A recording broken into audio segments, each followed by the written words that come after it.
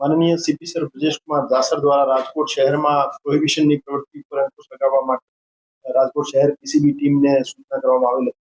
આ સૂચનાની અનુપાલનના ભાગરૂપે પીઆઈ શ્રી એમ.આર. ગોંડિયા સાહેબ અને પીએસઆઈ શ્રી પીબી રાજ્યા સાહેબની ટીમ દ્વારા એક રાજકોટ શહેરના 7 પ્રોહિબિશનના ગુનામાં વોન્ટેડ આરોપી યાકુબ મુસા મોટાણીને પાડવામાં આવેલ છે. આ જે આરોપી છે એ આરોપી વિદેશી દારૂની રાજકોટ શહેરમાં સપ્લાય લાંબા સમયથી કરતો. એના વિરુદ્ધ કુલ 65 જેવા ગુના દાખલ થયેલા છે, જેમાં મોટાભાગના વિદેશી દારૂની હેરાફેરીના ગુના છે. અને આ આરોપી 7 ગુનાઓમાં અટક કરવાનો બાકી છે, જેમાં પીસીબીના 5 ગુના છે, ડીસીબી પોલીસ સ્ટેશનના એક ગુનો છે અને વલસાડ રૂરલનો 1 ગુનો છે. એ જે આરોપી હતો છેલ્લા 4 વર્ષથી દાદરા નગર હવેલી ખાતે ફ્લેટ ભાડે રાખીને રહેતો હતો અને આજુબાજુની વાઇન શોપ જે છે એમાંથી દારૂ ખરીદતો હતો અને દારૂનો જથ્થો ત્યાંથી પાર્સલ કરતો હતો.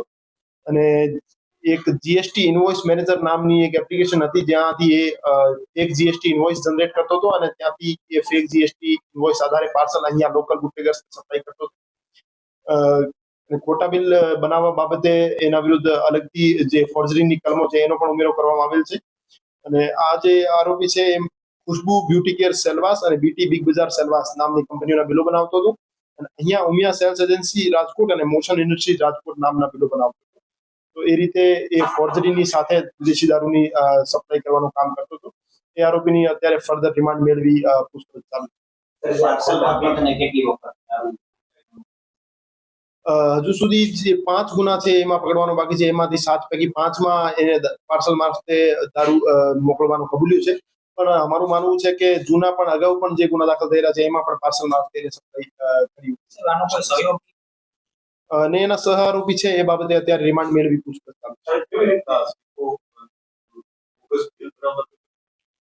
એની પાસે જે રીતે મેં જણાવ્યું કે એક જીએસટી ઇનવોઇસ મેનેજર નામની એપ્લિકેશન હતી મોબાઈલમાં, એના મારફતે ખોટા બિલ જનરેટ કરતો હતો અને એક દાદરા નગર હવેલીની એક પેઢીનું નામ મોકલનાર તરીકે અને રાજકોટ શહેરની એક પેઢીનું નામ માલ સ્વીકારનાર તરીકે નામ નાખતો હતો અને પછી એનો ખોટો ઇનવોઇસ જનરેટ કરી અને પછી પાર્સલ મારફતે અહીંયા કુરિયર મારફતે.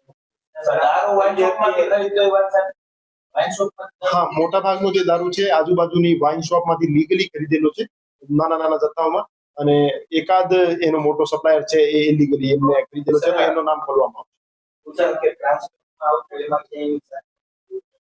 કુરિયરમાં એની હજુ સુધી સાઠગાંઠ સામે નહીં આવી, પણ કુરિયરનો જે પ્રોપર સ્ક્રુટની થતી હતી કે કેમ એની ચેકિંગ થતી હતી કે કેમ એ બાબતે કોઈ નિષ્કાળજી જણાઈ આવશે તો કુરિયર એજન્સીને પણ એમાં ઇન્વોલ્વ કરવામાં આવશે. મોકલનાર તરીકે એ 2 કંપનીના બિલો સામે આવ્યું છે, જેમાં ખુશ્બુ બ્યુટી કેર સેલવાસ અને બીટી બિગ બજાર સેલવાસ એ 2 એજન્સીના નામ ઇન્વોલ્વ કરતો હતો અને માલ લેનાર તરીકે ઉમિયા સેલ્સ એજન્સી અને મોશન ઇન્ડસ્ટ્રીઝ એ 2ના નામ. એપ્લિકેશનની વાત સામે આવી એ બાબતે એ જે આરોપી છે એની પાસેથી 8 મોબાઈલ ફોન જે કબજે કરવામાં આવેલ છે એ એફએસએલમાં મોકલવામાં આવશે અને એનો જે ઓરિજિન ક્યાંથી થયો છે એ બાબતે ઊંડાણપૂર્વક તપાસ કરવામાં આવશે.